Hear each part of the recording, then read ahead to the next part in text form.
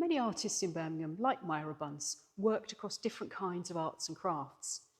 This is a portrait of Georgie Gaskin, who started out as a book illustrator, but later in life specialised in making beautiful, delicate silver jewellery set with semi-precious stones. She made these pieces in collaboration with her husband, Arthur Gaskin, who made this picture of her. It is a portrait, but Georgie is also playing a role.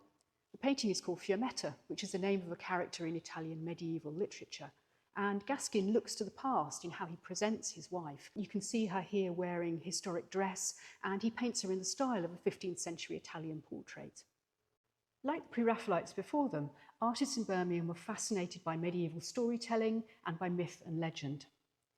This painting by Arthur Gaskin is inspired by Welsh legend. It shows the hero Culhwch setting out on a quest. Gaskin paints this in the style of a 15th century Italian wall painting. It's very flat and stylised and decorative. And he also paints it in a historic technique.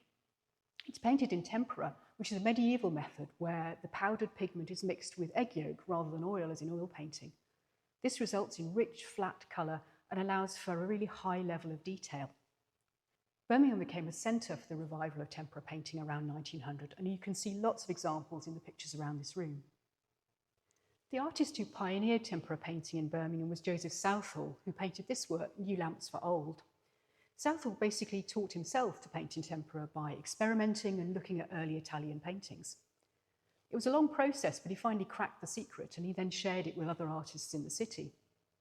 Southall carried on painting in tempera to the end of his life, and much later, during the Second World War, he even kept his own chickens at his house in Edgbaston, so he had a ready supply of eggs for making paints in spite of rationing.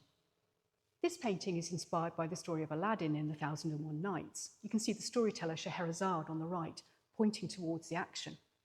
But it's also a picture about Birmingham in 1900. Southall was a member of the city's Quaker community, and he includes portraits of some of the people from that community in the picture. He also includes portraits of artists. You can see Southall himself in the background wearing a red tarbouche or fez, and his good friend Arthur Gaskin is standing beside him wearing a blue hood. The woman in pink is Southall's wife, Bessie Baker. The two worked together as a creative team. Baker gilded the frames that Southall made for his paintings.